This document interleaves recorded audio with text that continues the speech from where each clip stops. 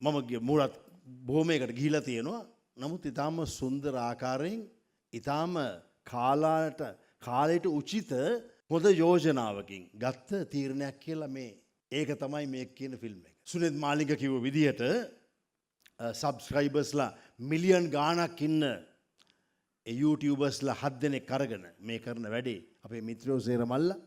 ඉතින් මම හිතනවා මේක all time blockbuster වෙන එක නවත්තන්න මම හිතන්නේ YouTube එකටවත් බෑ. ඒක තමයි මගේ ප්‍රාර්ථනාව. අපි මේ කතා කරන අවධිය සිංහල සිනමාවේ ස්වර්ණමය අවධියක් හැටියට මම කියන්න කැමතියි. අපිට ඒ කාලේ කිව්වේ සිංහල සිනමාවේ ස්වර්ණමය අවධිය කියලා විජය කුමාරතුංග මහත්තයා, මාල්ලි ෆොන්සේකා මැතිනිය, ජෝතිපාල මහත්තයා, ෆ්‍රෙඩි සිල්වා මහත්මයා, ගාමිණි ෆොන්සේකා මහත්මයාලා හිටිය 70 යුගය ගැන කියලායි කිව්වේ. නමුත් මම කියන්න සන්තෝසයි. මේ යුගය තමයි මන් සිනමාවට ආවට පස්සේ තියෙන ස්වර්ණමය යුගය කියලා. ඒ යුගයේ සුරංගල් විස් මහත්මයා මායක චිත්‍රපටි රජහොරු කළා. ඊට පස්සේ ගේම් කළා. එච්චරයි මල්ලි. තව ෆිල්ම් කීපයක් දීලා තියෙනවා ස්ක්‍රිප්ට් ඉස්සරහට කරන්න බලාපොරොත්තු වෙනවා. මම කිව්වා මගේ දින තියෙනවා කියලා. නමුත් මේකට අවස්ථාව දුන්නේ නැහැ. ඉතින් මම නැවත වතාවක් කියනවා අද යුගයේ ස්වර්ණමය යුගයක් කියන හේතුව මේ අවස්ථාවේ මම ප්‍රසිද්ධිය ස්තුති කරන්න කැමති අපේ ඉලංගෝ රාම් කියන මහත්තයාට.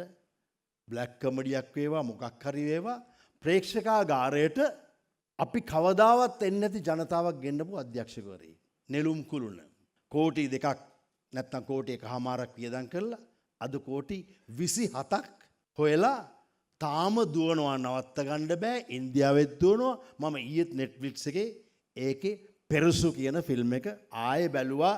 එයාට ධෛර්යයක් වෙන්න Netflix ගිහිල්ලා ආයෙ බලලා ඒකේ ක්ලිප් එකක් තියෙනවා you like this movie කියන ඒකත් ක්ලිප් කරලා දැම්මා අපේ ලාංකික අධ්‍යක්ෂකවරයෙක්ට ධෛර්යයක් වෙන්න. මෙතෙක් කල් අපිට තිබුණු චෝදනාව තමයි අපි චිත්‍රපටි කොපි කරනවා මලයාල ගුජරාටි තව චෙන්නයි වල ෆිල්ම් හොලිවුඩ් බොලිවුඩ් කොපි කරනවා කියලා. අද අපිට කියන්න පුළුවන් වෙලා තියෙනවා ඉලංගෝ හින්දා අපේ ෆිල්ම් රටවල් 7ක් කොපි කළා කියලා. අද ස්පැනිෂ් සිනමාව, කොරියන්, ඉටාලියන්, ඇමරිකන්, චෙන්නයි ෆිල්ම් අපේ අධ්‍යක්ෂකවරගේ ෆිල්ම් කොපි කරලා තියෙනවා. ඒ වගේම ලයිකා ආයතනයත් ස්තුතියක් කරන්න ඕන මේ අවස්ථාවේ. ඒ ගෙන ආපු චිත්‍රපටි වලින් අශෝක හදගව මහත්මයා රාණි ෆිල්ම් එක හරහා ලොකු ප්‍රේක්ෂකාගාරයක් ගෙනල්ලා තියෙනවා ලංකාවේ සිනමාවට. එතුමාටත් මේ අවස්ථාවේ ස්තුතිවන්ත වෙන්න ඕන. ඒ වගේම ලකා මහත්මයා අපේ වාලම්පූරි මට මතක විදිහට වාලම්පූරි කෝටි කීයක් කළාද තුෂාන්? දැනට කියලා කෝටි 17ක්. තාම කෙටි කාලෙකින් කෝටි 17ක් කරලා තියෙනවා. ඉතින් ඊටාම සුන්දර ස්වර්ණමය යුගයක තමයි සුරංගල්විස් මහත්මයා මේ චිත්‍රපටියේ ඒක තමයි මේක පටන් ගන්න. ඒ හින්දා නිෂ්පාදකරයට කිසිම රිස්කියක් නැහැ. අද හැම වේදිකාවල් ගොඩක් බොහෝමයක් අද සිනමාව වෙනුවෙන් විවෘත වෙලා තියෙනවා. ඉතින් මම හිතනවා මේ ඉන්න ඩබල් මේ තමයි ඉතින් සිංහල සිනමාවේ ග්‍රේඩ්ම ඩබල් කියලා කියන්න පුළුවන්. අර සෝමරත්න මහත්මයා ආචාර්ය සෝමරත්න සානක මහත්මයා කරපු චිත්‍රපටිවල තමා තාම තියෙන්නේ වැඩිම ඔලුගෙඩි සංඛ්‍යාව. ඒක මම හරි වැරදි නම් නිවැරදි හරි නේද? සිරි පැරකුම් මං හිතන්නේ කෝටි කියා මේ ලක්ෂ කියා බලලා තියෙනවද? මිලියන් 20ක්ද? මිලියන ලක්ෂ 450 ඔලුගෙඩි. ලක්ෂ 450 කාදෑම ඔලුගෙඩි සංඛ්‍යාව පේට්‍රන්ස් මිලියන 3ක්. ඒක දැන් PVR එකේ ටිකට් එකෙන් වැඩි කළොත් කීයක් වගේයිද? PVR එකට ළඟදී ගියා පොප්කෝර්න් එකක් 1500යි. ටිකට් එක කීයද? ටිකට් එකත් අර දැන් තියෙනවා සුනිල් ටී මහත්මයා තෝක් කළා රෙකි එකේ යහනක් සමග චිත්‍රපටය බලන්න. එයා තමයි සිනමා ශාලාවකට ඇඳක් ගෙනාවු පළවෙනි පුද්ගලයා. මම වැරදිද නෙමෙයි රෙකි එකේ ඇඳවල තිබුණා නේද? හරි. ඉතින් ඒක සුනිල්ටි මහත්මයාගෙන් කොපි කරලා දැන් PVR එකේ ඇඳවල තියෙනවා. මම ළඟදී ගියා දිගේ ඇදිලා මේ හරිම මේ සුන්දර සිනමා ශාලාවක්. ඉතින් මෙවැනි දේවල් වෙන්න සිනමාවට හොඳයි. ඉතින් මම හිතනවා මම ස්තුතිවන්ත වෙනවා ලංකාවේ නිර්මාණකරුවන්ට. මම නැවත කියනවා මේ ඉන්නේ අපි යකඩ පිහාටුවකින් මම නළුවෙක් කරපු උදේකාන්ත මහත්මයා එතුමාට ප්‍රසිද්ධ ස්තුතිවන්ත වෙන්න ඕනේ. ඉතින් මේ අය සියලු දෙනා එකතු වෙලා මේ සිනමාව ගොඩ ගන්න ගත්ත හොඳම පියවරක් තමයි YouTube අවකාශයේ ඉන්න සුපිරි තරු 7ක් ගෙනල්ලා මෙවැනි චිත්‍රපටයක් කරපු එක.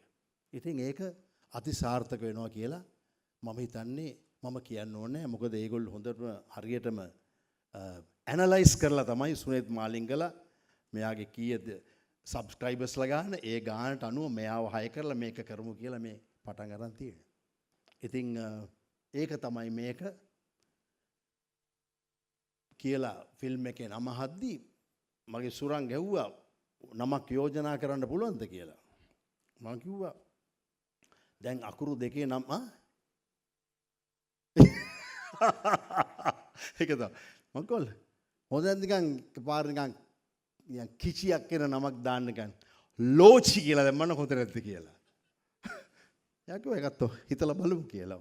ලෝචි තමයි ආකර්ෂණීයම විදියට තියෙන්නේ ෆිල්ම් එකේ. ඉතින් මම නැවතත් සූපතනවා අනේ සුරංග රජහොරු දිව්වා ගේම් දිව්වා වාගේ අනිත් සියලු ෆිල්ම් දිව්වා කවදාවත් ප්‍රොඩියුසර් මේ අමාරු වැටුන්නේ නැහැ. ඒ හිතනවා මම හිතනවා මේ චිත්‍රපටියත් අපේ ෆිල්ම් 75ක් කරපු අපේ දැවන්ත නිෂ්පාදකවරයෙක් ඉන්නවා.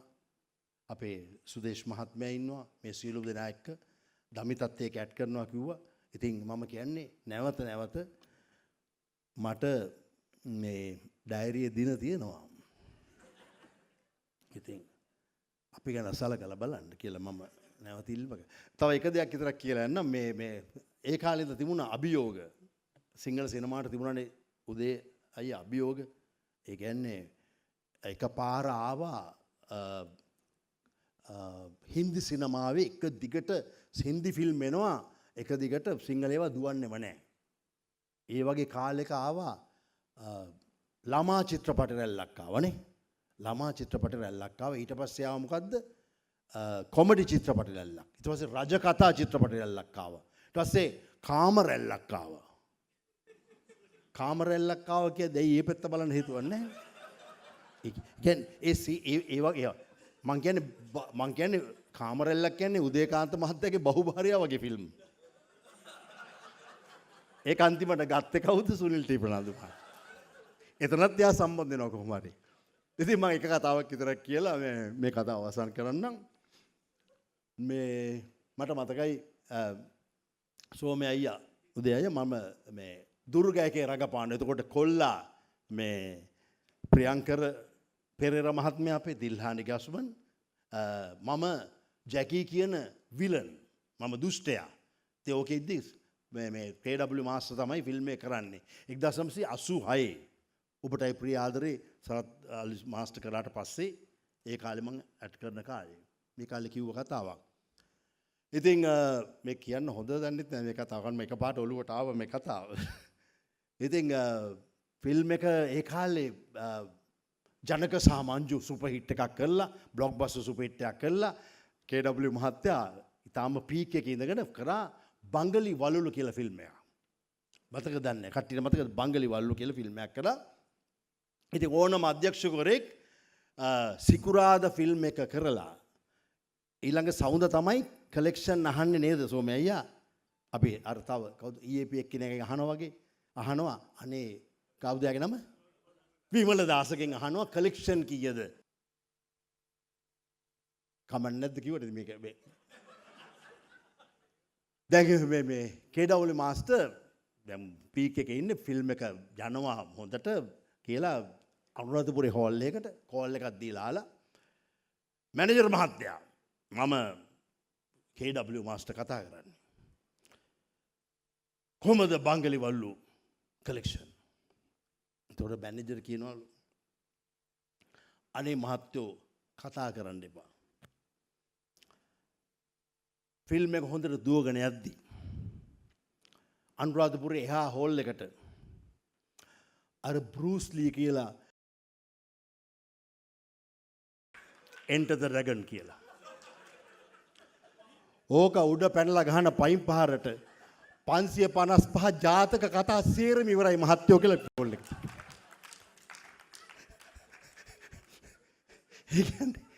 ඒ වගේ අභියෝග තමයි අපිට ඒ කාලේ තිබුණේ. කියන්නේ බංගලි වලලු දාද්දී බෲස් ලී එහා පැත්තෙන් Enter the Dragon නෙවලා. ඉතින් අර වචන ගැන සමාවෙන්න ඒ වචනේ කිව්වේ නැත්නම් ඒකේ ජොලිය නැහැ. නමුත් ඒ වේශ නිරූපණය කියලා එකක් තියෙනවා. අපි මේකප් කරනවාට. එතකොට වෛශාවිය කියන්නේ ඒ නගරේ ඉන්න සුන්දරම කාන්තාව. නගර සෝමනිය. ඉතින් බෲස් ලී කියන නගර සෝමනියගේ පුත්‍රයා Enter the Dragon රිලීස් කරපු නිසා සිංහල සිනමාවට ඒ වගේ ප්‍රශ්න වුණා. නමුත් අද ඒ වගේ ප්‍රශ්න නැහැ.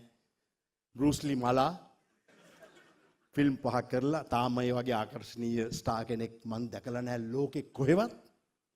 මුළු ඇඟෙන්ම රඟපාන මගේ තාම ෆේවරිට්ම ලළුවා. ඉතින් මම හිතනවා ඔබ මේ අවස්ථාවේ හොඳම YouTubers 7 දෙනෙක් අරගෙන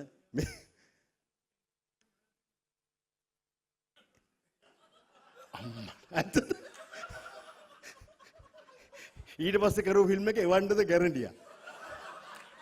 Enter the Dragon ගෙනාවියා. ඉතින් මම බොහොම සන්තෝෂ වෙනවා සුරංග මේ ඔබට කවදාවත් වරදින්නේ නැහැ. ඔබ හොඳ ෆිල්ම් කරපු කෙනෙක්. ඉතින් මම එක දෙයක් විතරයි ෆිල්ම් කෝපරේෂන් එකේ මහත්තයා ඉද්දි කියන්න හිතුවා. ඒක තමයි අපේ සිනමාවට තියෙන ප්‍රධාන ප්‍රශ්නයක්. අපි කොච්චර අමාරුවෙන් රෙඩ් දාලා, ඇරි දාලා, මොන දාලා කරත් සෝමේ අයියා, උදේ අයියා ෆිල්ම් අර සිනමාව කියන මල ජරාව ඒක මේ සිනමාවෙන් අයින් කරගත්තන